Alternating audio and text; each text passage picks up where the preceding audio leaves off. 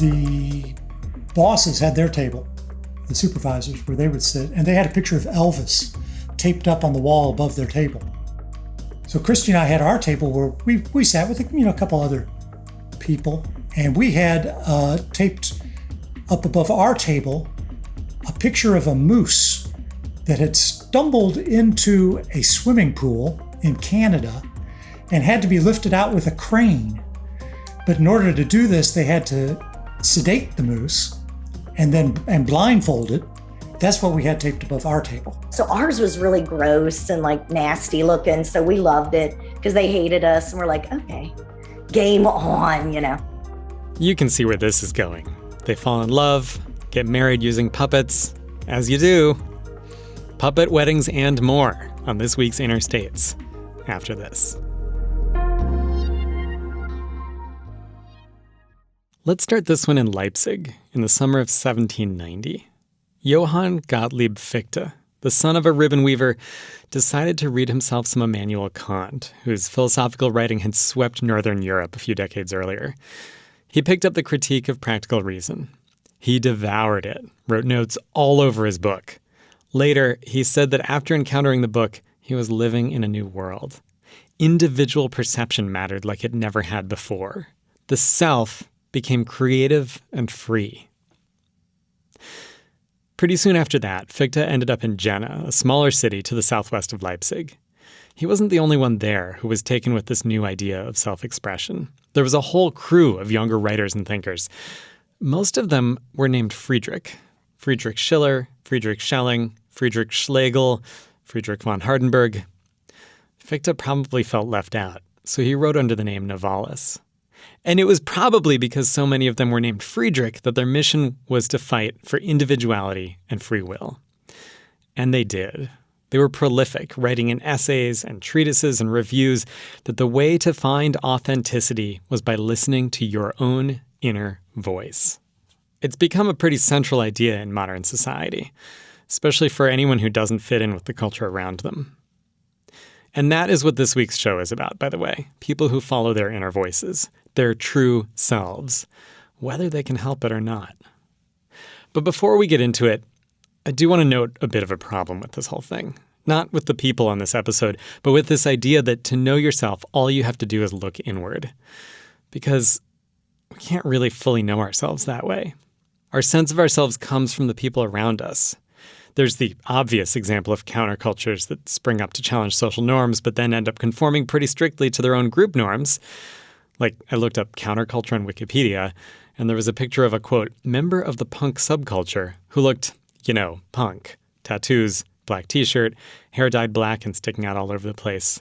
You know the look. What's tricky for the counterculture is that it still has norms and expectations. But that's not necessarily a bad thing. Like I said, we know ourselves by the people around us. And if we're among the people who think there's something wrong with the society around us, we find the counterculture we need. Or we make it for ourselves. Or we try. If we're homosexual in Victorian England, for example, with laws that make our activities illegal, we might end up on trial for what was then called gross indecency. If we live in the Clinton-era Midwest and don't believe in traditional marriage but still want the health insurance, we might make our wedding a puppet show. This is Interstates from WFIU in Bloomington, Indiana. I'm Alex Chambers. Let's get into it. We started in Enlightenment Germany. We're headed to Victorian England, but let's spend a minute in contemporary Bloomington, Indiana first, with a poem from Lisa Kwong about fitting in, or not, as an Asian from Appalachia.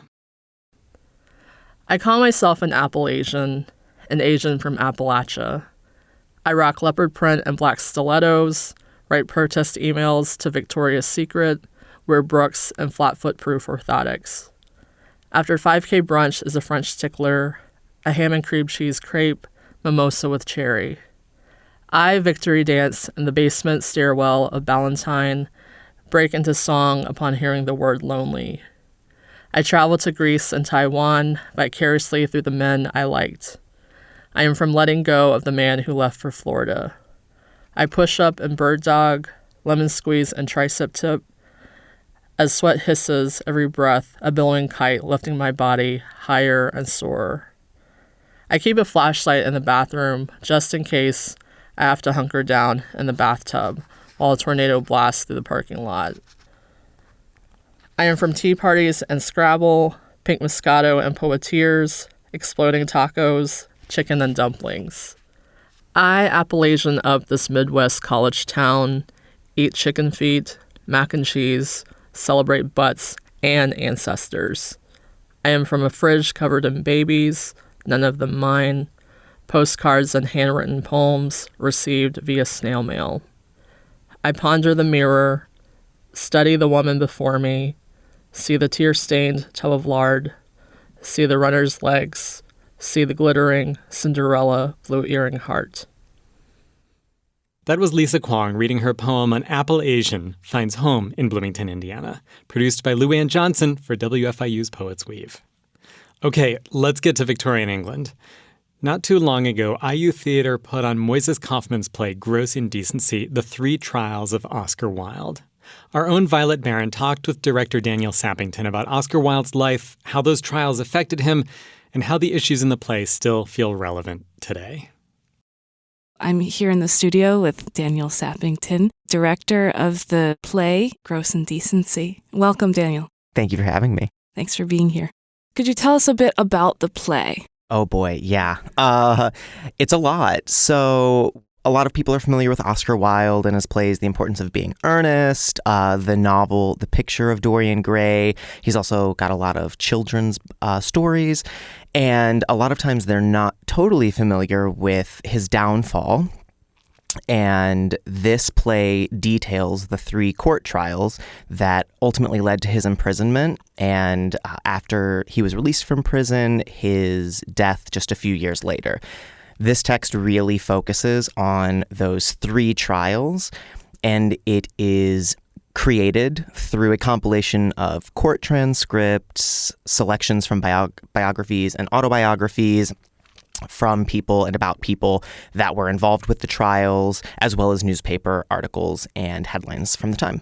It seems like part of what this play is a product of the writer and director, right, Moises Kaufman. So was that sort of an important element to you as well when you were putting it together? Yeah, that was extremely important. So Moises is most popular for The Laramie Project, which is also a documentary theater style show. And he and the theater company that he works with and co-founded in New York, the Tectonic Theater Project, they employ this devising process or a theater creative process known as moment work. And it's focused on what actors are bringing into the room, but it sets aside written text and it explores what the storytelling capabilities would be for all of the theatrical forms and languages. So what story can we tell with just the lights? What story can we tell with just props or sound? And once you have kind of deconstructed all of the theatrical languages, explored their full possibilities, you put them all back together. And it was an interesting process because he and Tectonic Theater used moment work to create Gross Indecency. And so we had a really interesting task of reverse engineering the process to figure out, okay, this is what the final written text looked like. Now, how do we set that aside and how do we explore all of these capabilities, but then reintroduce the text after we've had that time of exploration? Right, and in the new context, I'm sure, too, right? Yeah. And so this is your MFA thesis production, right? And can you tell us what goes into a thesis production in particular? It starts months out. You receive notice from the programming committee what you'll be working on, and you immediately go into research mode. So, there are typically several reads of a play that a director will take. The first read is like just for fun. You want to make sure it's to acquaint yourself with the play, and you want to enjoy the play because it's the first time, many times, that you're encountering it. And that's the closest experience you'll ever have to the audience encountering the play. And then after that, you go through and you start to do some more careful readings. The first is to figure out what the big idea of the play is. Then you move on to tracking character evolution throughout the script. So you start with all of that, but meanwhile, you are investing in the dramaturgical research, the historical research. What time period is this set in? If it is based on a true event like this play is, then you really have to invest in what were the mores and traditions of the time, what does the socio-political climate look like, and especially with this script, which so heavily focuses on the socio-political and cultural values of the time. I mean, Oscar Wilde's imprisoned simply for being a queer individual. So you really have to look at the context of that. And what's really interesting with this play is that it predates our understanding or our modern understanding of the homosexual or the gay man or the queer person as an entity. They didn't even really have a word for queer individuals at that point. The only thing that they had was a term to refer to acts of same-sex passion, and that was gross indecency, from which the play draws its name, and actually was only used to describe acts between men because Queen Victoria didn't believe that women would commit acts of same-sex passion. So you find out all of that while you're doing this historical research, this dramaturgical research, and going through these readings of the play. And then you meet with your designers and you really start to collaborate and figure out, okay, what does this play mean to you? What do you see in this play? What storytelling capabilities and possibilities do you see in this play? And from that point, it moves forward as a collaboration between director and designers. You ultimately settle on what all of the designs will look like and then enter the room with the actors. And because it was my thesis production, I really wanted to focus on a specific aspect of theater making, something that was new and was honestly scary to me, and that was this process of devising through moment work. In a lot of my previous work in storefront theater in Chicago, and even projects that I've worked on here at IU, I tend to direct from a more Stanislavski-based or realism-based point of view. Or magical realism, but this script is anything but that. There are moments of realism in the first act, but it gets a little surreal at points. It becomes expressionistic at times. And so using this devising process, I wanted to figure out, how do you work with a group of young actors in an educational environment to reverse engineer this play and put it back together again. And it was very exciting to explore that process. I mean, the other thing of the trials themselves that people talk about is it was sort of the beginning of the celebrity trial, right? Which we're still seeing today in various forms. Yeah, so yes. What is interesting is I always say that Oscar Wilde's greatest creation was actually Oscar Wilde. He was a member of the aesthetic movement, which was a philosophical and artistic movement that was taking place in Victorian England, and he was writing for some magazines, he was writing and self-publishing poetry and some prose, and then ends up being asked to go on this speaking tour that included America. And at some point while he's in America, he's speaking at this town in Colorado, and the miners invite him to go into a silver mine, and legend has it that he outdrank all of the miners, and he was able to hold his own in consuming whiskey with them. And so he cultivates this persona and takes that with him into the trials. People are bribing and bullying to try and get into these trials. The father of his companion, Alfred Douglas, his father's name was the Marquis of Queensberry, so he had a title, and he had actually patronized the sport of boxing, and the Queensberry rules were a set of rules in boxing named for him. And what is interesting is the first trial is actually Oscar Wilde is the prosecutor. The Marquis of Queensberry leaves a note at the club that Oscar Wilde is a member of that says to Oscar Wilde, posing sodomite. And he misspells the word sodomite, which is a source of great bemusement and amusement for Oscar Wilde. But also it's very threatening because it could lead to his downfall, which it ultimately does. And so Oscar Wilde chooses to take the Marquis of Queensberry to court for writing and leaving this message. And it is during this trial, this first trial, when enough evidence is brought out by the defense that Oscar Wilde is actually guilty of this thing, and therefore the Marquis was in the right in performing a public service by letting people know. That leads to Wilde and his attorney pulling out of the first trial and then immediately the crown or the state deciding to flip the script and prosecute Oscar Wilde. And that first trial, I don't think would have happened if Wilde hadn't attained the level of celebrity that he had. Because for as much as I adore Oscar, he did think he was a bit above it and could escape the reality of those accusations, knowing that they were authentic and knowing that they were true.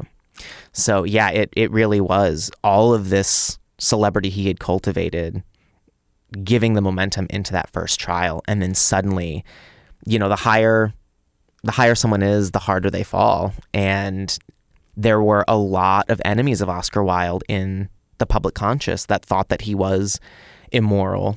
And he had made a lot of enemies simply through his writing of The Picture of Dorian Gray. People were so terrified that it was openly advocating and propagating same-sex passion between men that he had made a lot of enemies, and they were all too eager to watch his downfall. So many relatable themes here. Truly, yes. I'm curious also, your decision-making process for choosing this specific play, given that it is a little bit of a different feeling, as you said, from your previous work. I'm thinking about, news and the headlines. Do you think now is a good time to be thinking about these themes, and now in Indiana at IU? Yeah, I think this is the perfect time. Really interestingly, I proposed this title to the programming committee last year as a title I would be interested in directing. And after they considered it, they came back and approved that request. And it ended up being programmed. What's interesting is I have sat with this play for, I think, 12 or 13 years now. I first encountered it my freshman year of undergrad.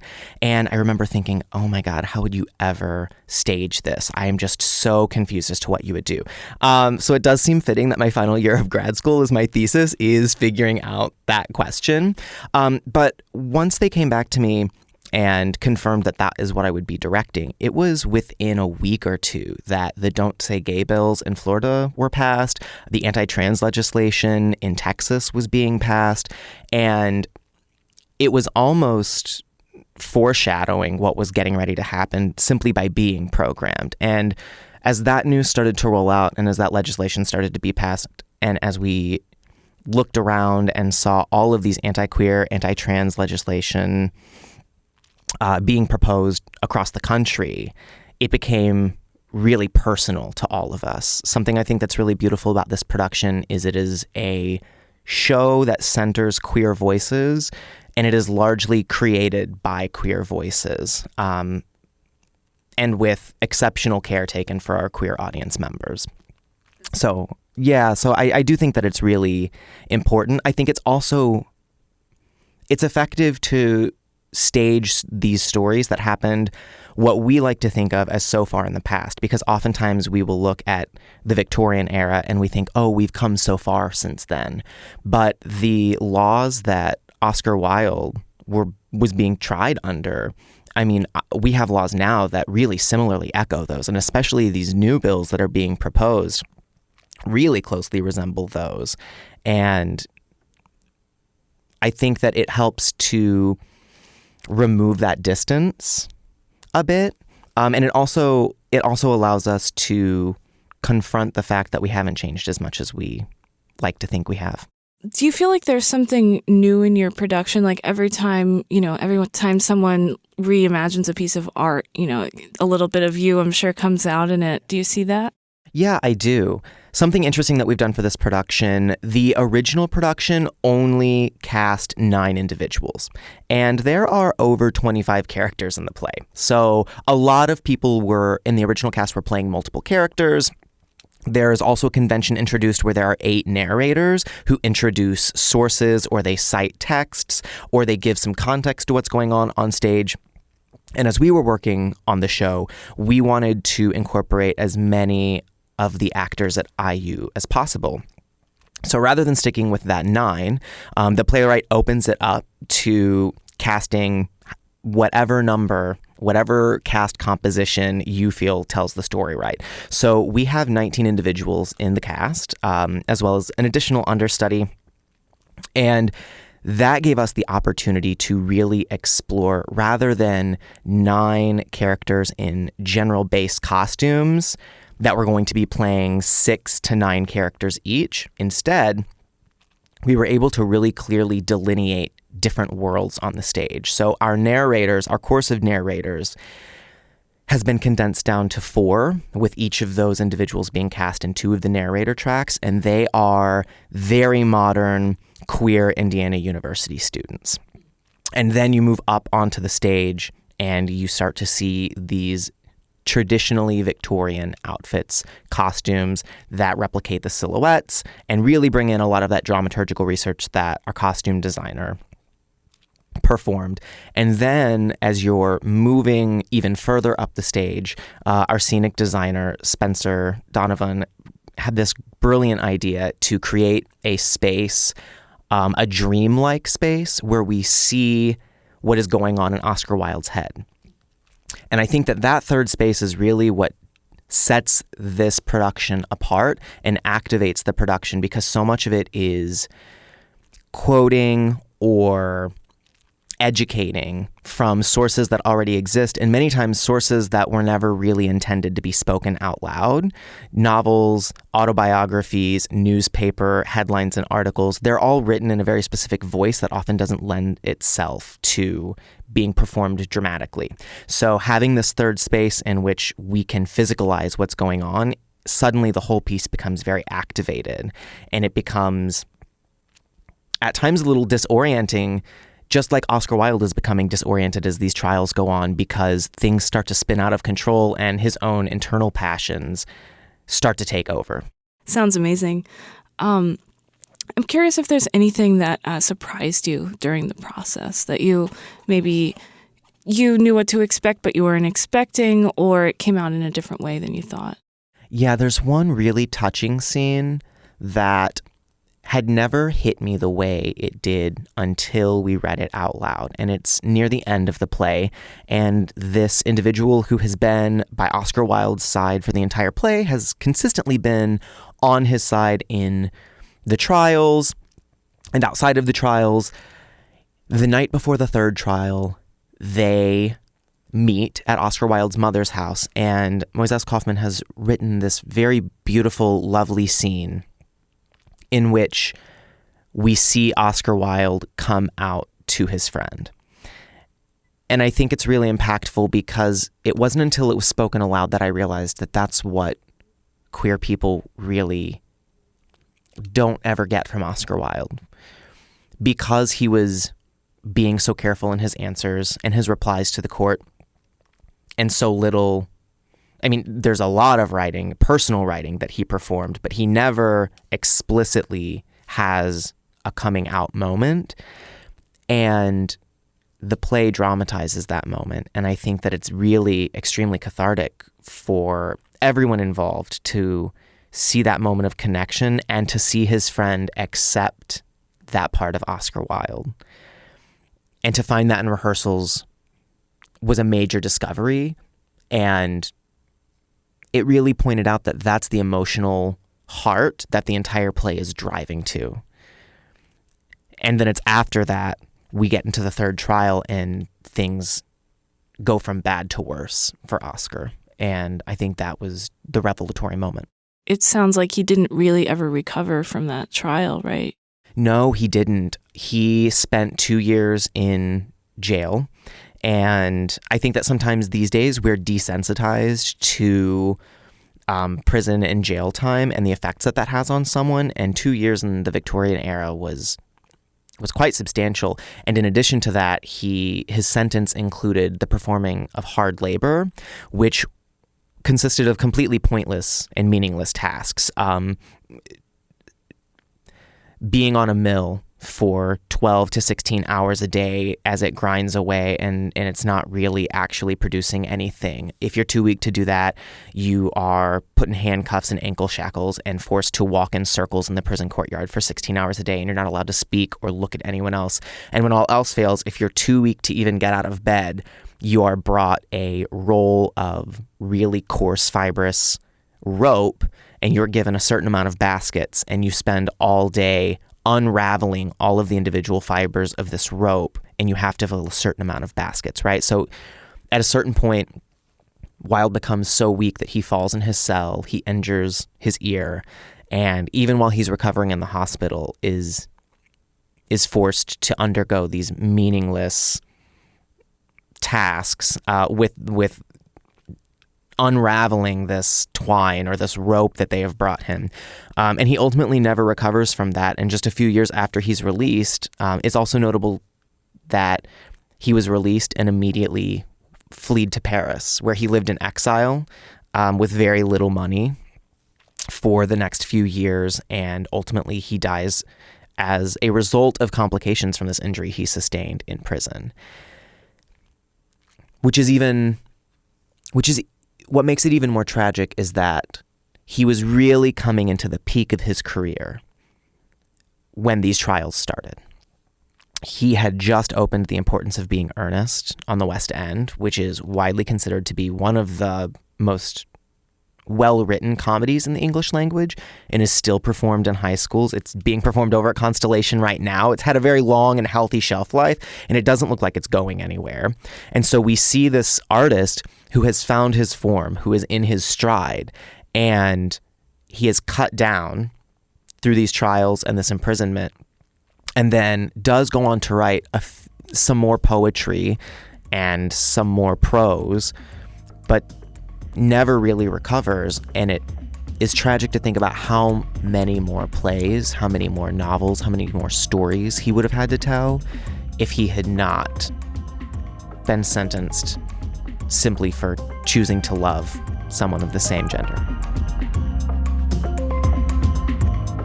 That was Violet Barron talking with director Daniel Sappington.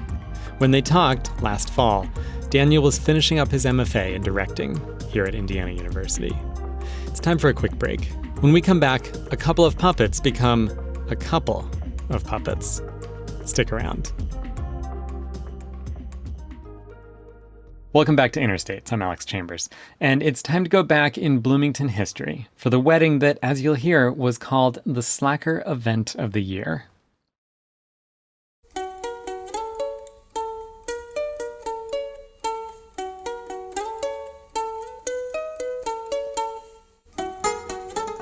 Christy and Bart are not what you'd call normal people. That's actually kind of their thing. The first time Christy laid eyes on Bart, it wasn't his good looks that struck her. He looked artsy. And he had this really weird station wagon that said voodoo on it, spray painted, and it looked kind of broke down. And he always wore like an army jacket, but like a Russian, like thick jacket. And I was like, what the hell? You know, he's a contradiction. How interesting. It's not like they couldn't have been normal if they tried, but they were young and they had some issues with the world they were coming into. I do think that we were giving society the bird, as it were. That was very much where I was in my life at that time. We were producing a television series, which some would say was a giant middle finger to society. Basically, we saw the rampant hypocrisy all around us, and as young people who weren't quite implicated yet in that society, just coming of age, coming into consciousness of all that, we were angry.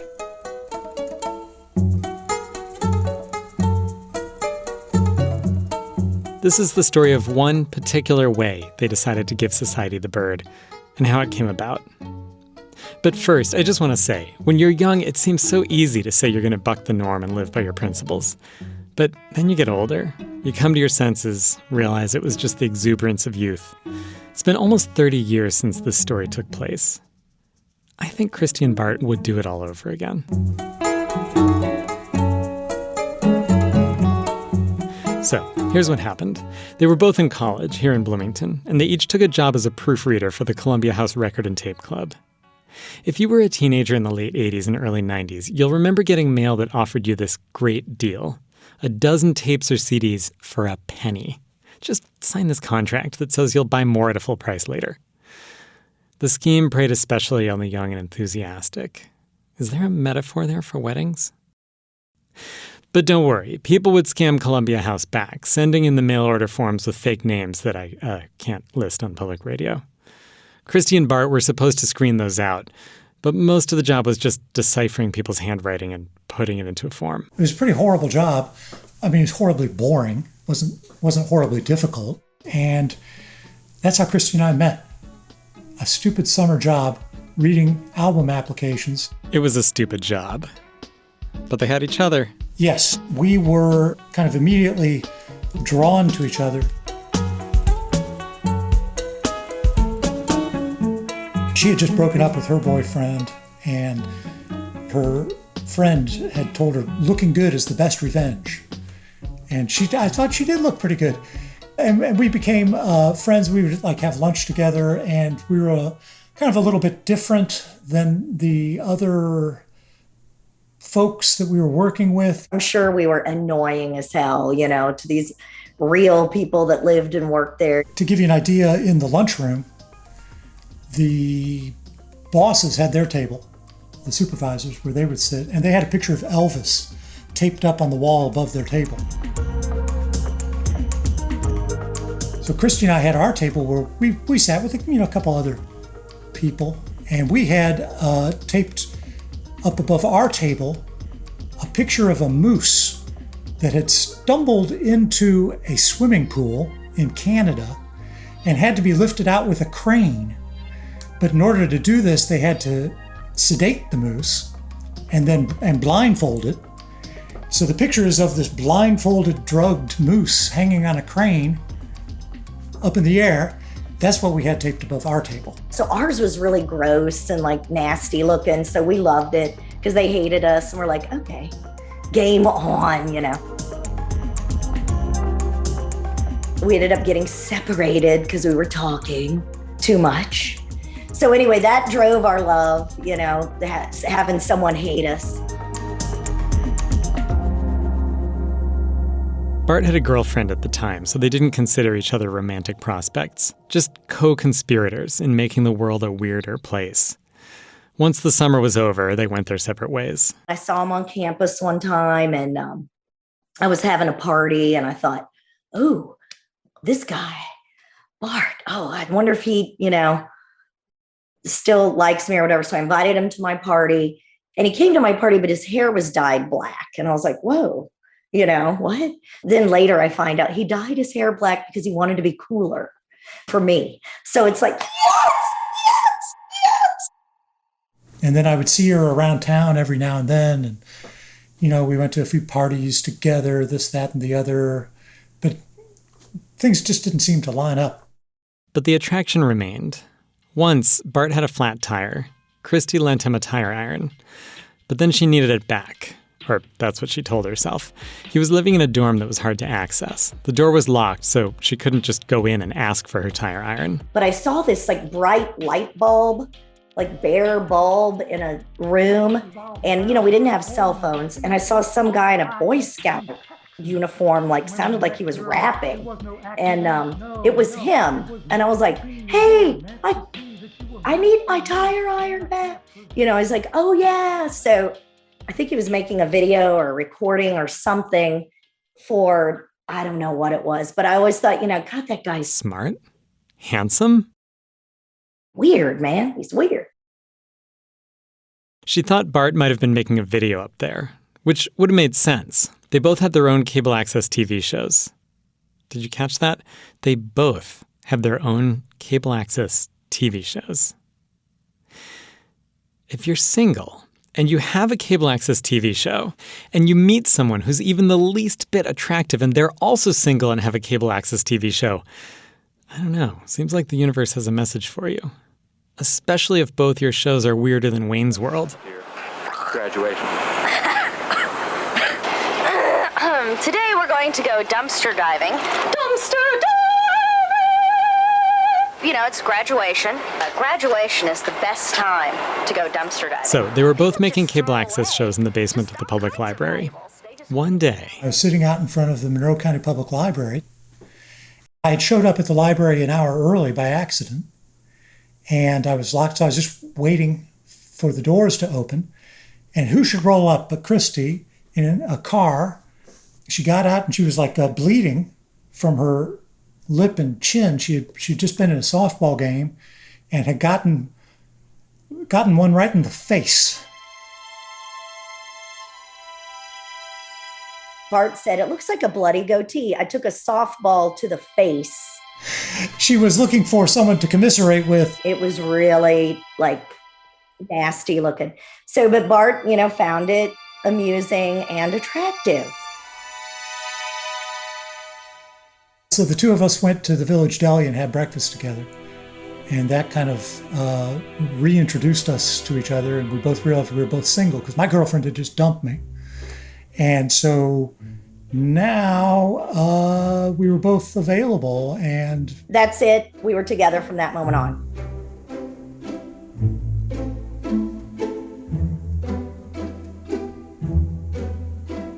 They were living bohemian artist lives, scavenging furniture left over from college move-outs. Eventually, Christy decided one of them ought to have some sort of career, and it probably wasn't going to be Bart. He was still telemarketing, oh my God. And, he was such a goal-oriented guy. I knew I should marry this. When he made $100, that's when he quit for the week. Like if it was Tuesday, he was done. Like Wednesday, a bad week, it'd be Thursday, He needed time for his art. According to Christy, he also needed health insurance. The way she tells it, the decision to get married was mostly a practical consideration. Bart remembers it differently. I still didn't, think of myself as the kind of person who would ever get married. Even though I was definitely not the kind of person who would date around, or I didn't know how to have a casual relationship. It was all very serious to me, very serious.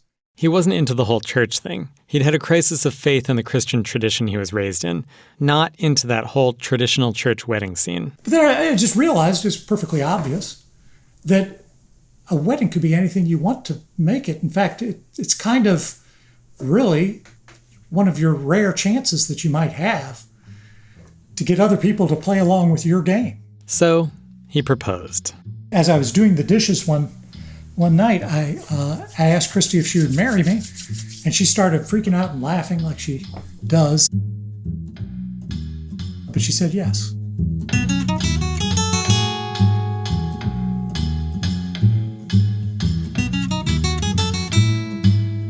And then the planning of the wedding, and I was like, oh, I don't want to do this because I have to talk to my mom a lot. And she bought me a tracksuit. And I was like, what? Because I'm getting married. I'm going to wear matching shirt and pants. The tracksuit was just one of the challenges. And then I'm Catholic, but not really, kind of recovering Catholic. He's very Protestant, but not really. That's always brought up. His mom's a church secretary. So Christy presented a bit of a challenge. Having a Catholic in the family is weird for Protestants. And then Christy's mom had an idea for buying cups for cheap. And then Bart was like, well, I'm not interested in cups for cheap. And I was like, oh yeah, this is perfect. Bart and Susie, they're planning the wedding. So then that got weird. So then we finally said, screw it. This is our chance to show society exactly what we think of social norms. And we can subvert every norm possible. Which is how they decided. Screw it. It's a puppet show. It's a puppet show. How about that? And we will find out how about that right after this break. Be right back.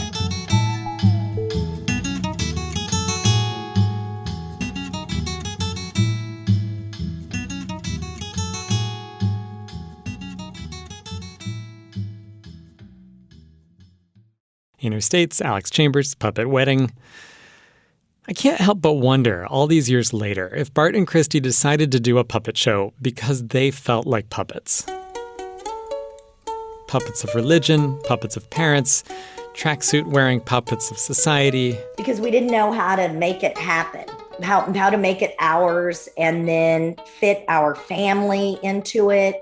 Because we were bizarre at this point. Let's do one more example in case you missed that. They were part of a More Life coalition. They'd go to Planned Parenthood and demonstrate for more life than the pro-lifers. Like every scab, you're murdering, women shouldn't menstruate, wasting eggs. As Christie put it, bizarre. In having puppet versions of themselves get married, they were preventing themselves from being puppets. I mean, for one thing, they just sat there and watched at their own wedding. Here's how it went down. They reserved the auditorium at the Waldron Arts Center in downtown Bloomington. They commissioned friends to make the puppets. They made sure they had their video cameras rolling because they obviously had to put this on their cable access shows. They invited their friends and families. Bart wrote a script. Friends built the stage, which Christie painted black the night before. She got paint on her contact lens. They invited everyone they could think of to be in the audience. The local press described it as the slacker event of the year. And then the day arrives. The audience gets comfortable on folding chairs or the floor. Puppet Bart and Puppet Christie appear on the puppet stage. Puppet Bart is tall and thin, with a half-buttoned plaid shirt and a head but not much face, just glasses and a nose. Puppet Christie is short. Her face is delicate, I think it's porcelain, and she has red lipstick and big wavy hair. The puppets speak in rhyming couplets as they meet, vanquish their enemies, fall in love. When they realize they need someone to marry them, a guy in the audience stands up and says, "You know, I'd be happy to do just that." So here's a question. When you have a real person marrying two puppets, does it hold legally? That is such a good question. And in fact, we addressed that in the program for our wedding. We said, but is it legal? The exact question that you just asked. And I'm trying to remember my exact words, something along the lines of, who is the ultimate arbiter of human relations? Is it the state or is it the community? Now, as a committed anarchist, I can tell you where my loyalties lie, but I wanted to put it to the people. The plan was to leave it with the community, in the hands of their friend Brad Wilhelm. But when you're getting married for the health insurance, you also need the state. To be perfectly honest and forthcoming about everything, I have to admit that the day before, we didn't have all the paperwork in order because we didn't know that it was possible for Brad to be deputized to perform the marriage. And so we went down to the Monroe County Injustice Building and had Jim Fielder officiate the wedding as clerk of court the day before. So it was definitely legal. But to my mind, that was not the real wedding. For it to be a real wedding, you need your community. How else do you confirm that no one has any objections? Brad, the guy from the audience who volunteered to officiate, he says he has to go through this formality. We have to do, it's legal. I just checked with some attorneys, they faxed some things in. I have to ask if there's anybody here present tonight who can think of any reason why these two people should not be joined together in holy matrimony. Hell yeah! I object! It's Christie's last serious boyfriend before Bart. She was mine before she was yours! Honestly, I saw panicked looks on faces because we didn't tell my family this was happening. Yeah, I know the puppet show is all beautiful and everything, but we're talking about some commitment. A year of my life I dedicated to you, Paxton. Doesn't that count for anything? Christy. At this point, he's reached up and taken Puppet Christie's hand. What I'm trying to say is that Terry, you're old news. And he kind of turns around because his girlfriend, new real girlfriend, walks by. And so then he drops my hand and he just goes off. So, Crisis averted. The wedding goes on. Brad tells them to kiss. Then Puppet Christie says, "Thanks for coming to our wedding, everyone. Now relax, unwind, eat, drink, and have fun." And they did. There was a party. A local band called Johnny Sacco played. People gathered in the parking lot to pass around a joint. The real Christie and Bart got their first fight in at the end of the night. Someone was supposed to vacuum the place. but they got through it. Overall, the public was happy with the puppet wedding. They only had one bad review. It was reported back to us that somebody said, "I give it a year." Like it was just a stunt. Well, we got married in 93. So as of this conversation, we're coming up on 29 years. 29 years of manacled together in this travesty of a marriage. We have one daughter. We own a home in a city that will soon be underwater. So, it's great. Has that kind of attitude of, that led you to do a puppet wedding, has that played out in your relationship in other ways? I would say so. I mean, that was the beginning of my understanding of the power of ritual and do-it-yourself kind of ritual that we do a lot of rituals that are kind of unexamined in everyday life, and then we have the kind of big prominent rituals that are handed down to us by society or organized religion or what have you, and we see those for sure, but we don't realize, I think, that we can make our own rituals and be creative with it. And so, for example, when my daughter was born, we had our own naming ceremony, kind of like a baptism, on the banks of Bayou St. John here in New Orleans. And it apparently was a very effective ritual because the name stuck. That one person who thought it was a stunt, I can see where they were coming from. It was weird. But Christy and Bart both insisted that for all its buffoonery, the puppet wedding was part of something bigger. The world they were coming into had a lot wrong with it. At the time we got married, there was no legal gay marriage. Just as one example. Basically, we saw the manifest injustice of society, the rampant hypocrisy all around us, and as young people who weren't quite implicated yet in that society, just kind of coming of age, coming into consciousness of all that, into a awareness of all that, we were angry and outraged.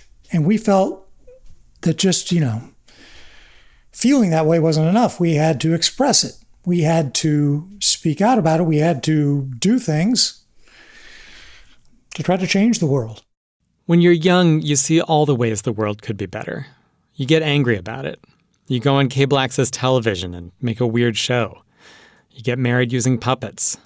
You know you're never going to stop giving society the finger. But then you grow up a bit. You move to New Orleans, buy a house, get that teaching job you were training for, or go back to grad school and get another equally reasonable job. Bart does faculty development at Xavier University of Louisiana, a historically black university. Christy teaches third grade. She chose a school where a lot of the kids come from poverty. She's got them making rap songs now about problem solving. They didn't keep up the cable access shows, but they're still manifestly aware of the world's injustices. Now, instead of on cable access, you can find Bart every Saturday leading a meeting for Earth worshippers in the New Orleans City Park. Puppet wedding or Earth worshipping, he's still looking for ways to bring people together, change hearts and minds. He doesn't think he's changed. I see it as consistent. Other people might just see me as crazy.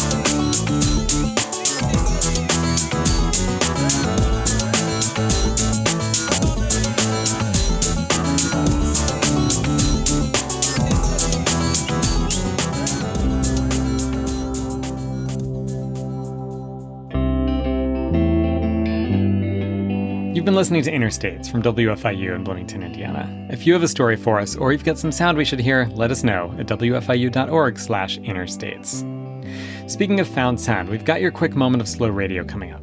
But first, the credits. Interstates is produced and edited by me, Alex Chambers, with support from Violet Barron, Eobon Binder, Mark Chilla, Avi Forrest, Luann Johnson, Sam Schemenauer, Peyton Whaley, and Kate Young. Our executive producer is John Bailey. Special thanks this week to Lisa Kwong, whose poem you heard at the beginning, Daniel Sappington, and Christy Paxson and Bart Everson. Our theme song is by Amy Olsner and Justin Vollmer. We have additional music from the artists at Universal Production Music and Ramon Monras Sender. All right, time for some unspoken sound.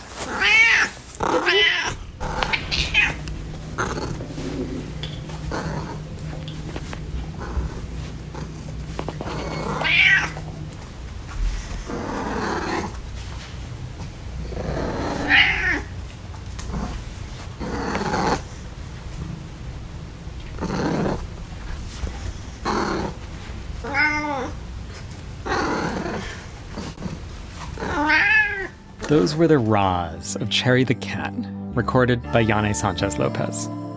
Until next week, I'm Alex Chambers. Thanks, as always, for listening.